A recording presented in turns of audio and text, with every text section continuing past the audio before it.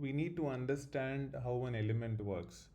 Let's take an element. Any element should be fine. A div element.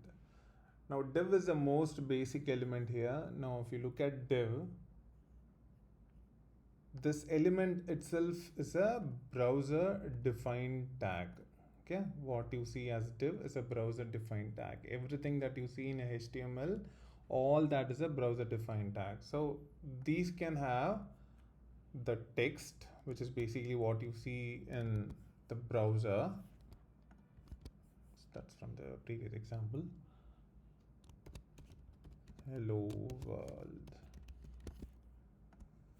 Now this text, whatever text you write in between the opening tag and the closing tag will be shown in the browser.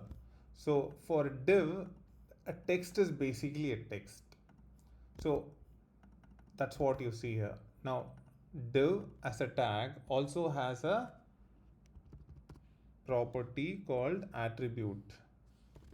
No, but you just can't write attribute. I mean to say, there are several attributes. Style is one such attributes that we saw in the previous example. Likewise, we have so many attributes for div and other tags too. So all tags will have several properties. So this is an attribute. Style is an attribute. Now this attribute will also have a value. So key and value. So browser will understand the style and the value that you're going to give to it. Likewise, if we take something like span,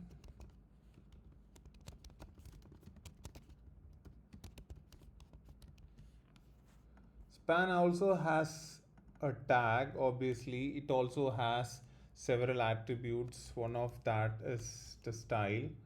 So also span will have an open and close tag like how div has. So all elements will have a open tag and a close tag. Close tag is nothing but this. So you have to open and a close tag, and then you have to have a text, and you can have several properties like style and others.